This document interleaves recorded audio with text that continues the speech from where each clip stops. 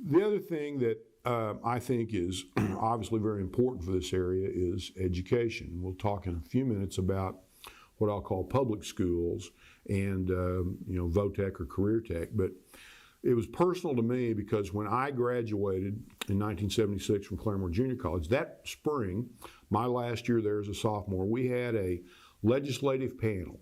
And one of the questions that I asked to the panel was, when is Northeast Oklahoma, not just the rural Northeast in what I call the triangle, that area that is from Highway 75 going east and from Highway 412 going north, where in this day and time of 2017, there's about 300,000 people, over half the population of Tulsa County.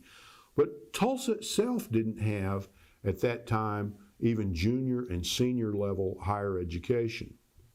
And I asked the question, when are we going to get this? And they looked at me like I was from Mars. Well, no, you're never going to get it. There's already all the colleges that we need. And my thought was, well, they may be all the colleges we need, but they're not in the right place. They're not where the population is.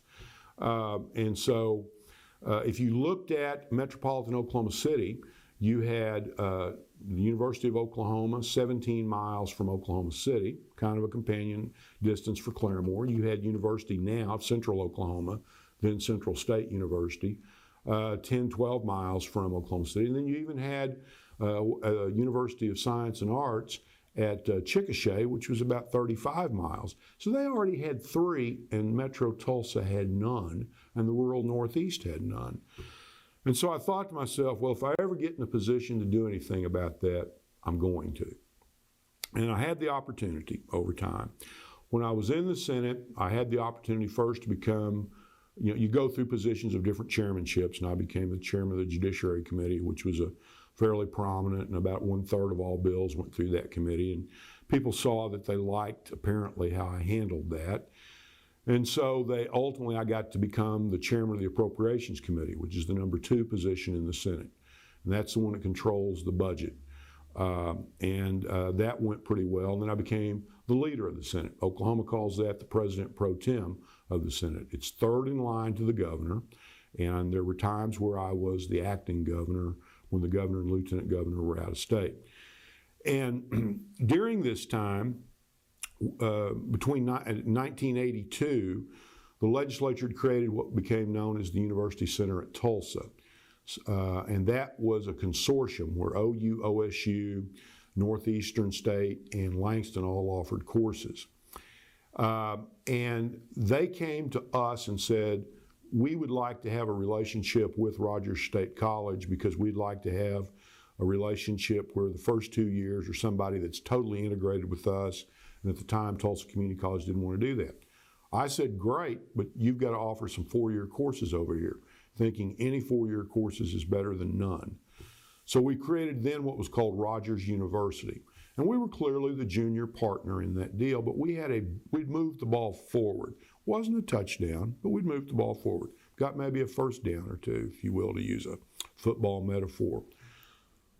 Then they didn't like that. OSU decided they didn't like being part of the consortium and they wanted to, quote unquote, take over the Tulsa market. OU wasn't sure they wanted them to have the Tulsa market. Northeastern didn't want them to have the Tulsa market. And Langston wanted to be left alone. And they said, well, we're going to break up the state regents for higher education, the board that governs all of the public universities and colleges in Oklahoma, said, we're going to break up this Rogers College thing. And I said, fine. I said, we're going to give you back your junior college. And that's where I said no. I said, if you're going to break it up, we're going to do what we ought to have done years ago. And we're going to create a 4-year university in Claremore to serve the metro and the rural Northeast because we want in. We want what everybody else has, and we've got the population to justify it.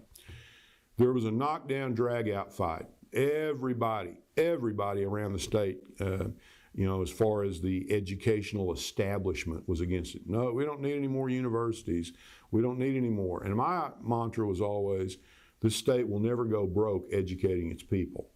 And that we have the data to show that people in our area have fewer bachelor's degrees on a per capita basis. And the reason is we don't have access. And so if you want to move the state forward, you give people educational opportunity.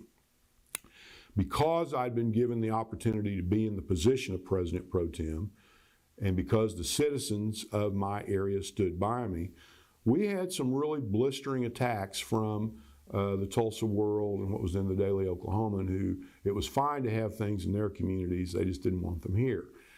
But the long story made short is we ultimately reached an agreement where there became an OSU Tulsa, which was fine. There became a Northeastern Broken Arrow, which was fine. Langston was, left alone. And we created Rogers State University. And the second thing that occurred out of that occurred 1 year later, which was very important, and that was moving it to the University of Oklahoma Board of Regents, which had the expertise and the philosophy to help it grow, as opposed to the Board of Regents we were under initially, which really didn't want RSU to become what it could be. So that's something that I think has benefited a lot of people in this area.